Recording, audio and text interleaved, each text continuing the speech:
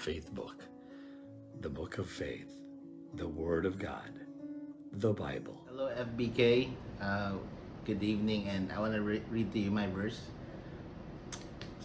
Matthew 24:26-27. If someone tells you, look, the Messiah is out in this desert, don't bother to go and look. Or look, he is hiding here, don't believe it. For as lightning flashes in the east and shines to the west, so it will be when the Son of Man comes. Okay? So, this is talking about the second coming of Jesus Christ. And in our church, I just thought about Thessalonians. No? So I want to relate it to that book kasi it gives us more of an understanding of how to relate on the second coming. Now, let me read to you 2 Thessalonians chapter 2 as well. It says here, now, dear brothers and sisters, let us clarify some things about coming of our Lord Jesus Christ and how we will be gathered to meet Him. Don't be easily shaken or alarmed by those who say that the day of the Lord had already begun. Katulad kanina sabi, if somebody says to you, look, He is there or He is here, don't bother, right? Don't believe them, even if they claim to have spiritual vision, revelation, or letters supposedly from us. Don't be fooled by what they say, for the day will not come until there is a great rebellion against God and the man of lawlessness is revealed, the one who brings destruction. He will exalt himself and defy everything that people call God and every object of worship. He will even sit in the temple of God, claiming that he himself is God. Don't you remember that I told you all about these when I was with you? And you know what is holding him back? For he can be revealed only when his time comes. For this lawlessness is already at work secretly, so it will remain secret until the one who is holding it back steps out of the way. Then the man of lawlessness will be revealed, but the Lord Jesus will slay him with the breath of his mouth and destroy him by the splendor of his coming.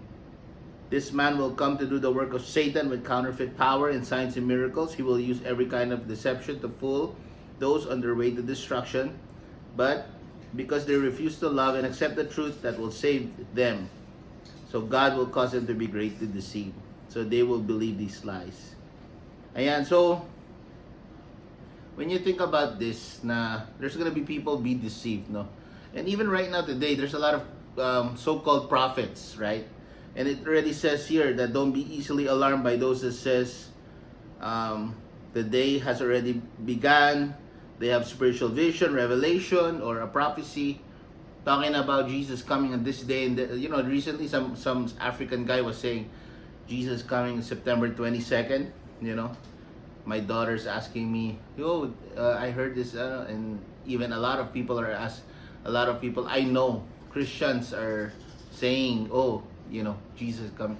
Some people even sold their houses, sold their lands, sold their businesses because they believe Jesus is really coming back. And then September 22, 23, 24 didn't happen, right? So it says here, don't believe them when they say. Only God knows when it's gonna come. One thing I do realize though is that we have to always be prepared of His second coming. No, don't say na parang the Bible says don't believe them and then you become living very lazy and careless. Always be prepared for the coming of the Lord. Right? But don't be deceived. Don't be deceived. When people begin to tell you this is gonna happen, that's gonna happen, don't be easily swayed by their doctrines, right? And that's why there's pastors. That's why there's teachers. The Bible says so that we will not be tossed to and fro, going about every wind of doctrine. And I realize those people are easily swayed by all these so-called prophecies, so-called revelation, are not really in their word. They're looking for always a prophecy. They're always looking for a new word, a new revelation. And these are the same people that will be easily deceived, right? The other people that is gonna be deceived naman, yung mga sinasabi dito na they refuse to love and accept the truth that will save them. So God will cause them to be greatly deceived that they will believe these lies. So it's already in their heart. They don't love the truth. They don't accept the truth that will save them. They're rejecting God's word. These are the people, the second type of group that will be easily deceived are the ones rejecting God's truth. always fighting against God's word, and God's gonna cause them. God will cause them to be greatly deceived. Why? Because that's already in their hearts. They're already rejecting God's word. Okay? Then they will be condemned for enjoying evil rather than believing the truth. And so, verse 15, with all these in mind, brothers and sisters, stand firm and keep strong grip on the teaching we pass on to you both in person and by letter. May our Lord Jesus himself, the God and Father, who loved us and by his grace give us eternal comfort and wonderful hope, comfort you and strengthen you in every good thing you do and say. You know, when they talk about the coming of Jesus, there's always talking about comfort them with these words, right? Because one thing I realized, this world is not always peaceful. This world is falling. People, loved ones die. There's people that there's conflicts. If you want to live godly life, there's going to be conflicts. There's going to be enemies, persecution, troubles. In the church, there's going to be a lot of problems. And sometimes it's easy to lose heart, right? Lose heart on God's calling on our lives. To stand firm, to believe that God has called you. Sometimes you just want to give up. Diba? And as Paul would encourage Timothy, don't give up. Fight for the faith. Cling to your faith. Others have shipwreck, but not you. Stay focused. Stay fighting. Stay prayed up. Don't be spiritual lazy. Don't drift away from the hope you once clinged on. And always remember, Jesus is going to return for his church. He's going to return for a bride. It's going to happen. But not so soon, kasi there's going to be a lot of things taking place first. So don't believe if people begin to tell you, ayan na.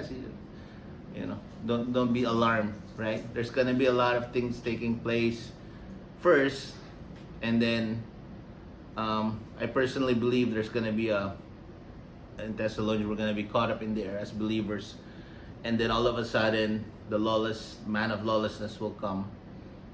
Tribulation comes. All these things taking place, you know, in the end days. Pero you learn that sa Thessalonians. But our hope has to be firm in the Lord. Has to be strong in God. Don't lose heart. Don't give up. Keep fighting. Keep praying. If you haven't been praying lately as you should, man, don't be spiritually idle or lazy.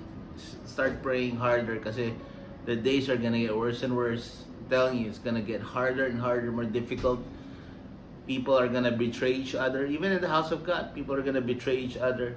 Brother against brother, sister against, you know. So we have to really pray for our houses, our families, our church, our pastors. Pray for those in authority. Pray for the government, that our work will not be hindered. It's a lot of things we have to carry on by faith. Amen. So I want to encourage you with these words. Amen. God bless you.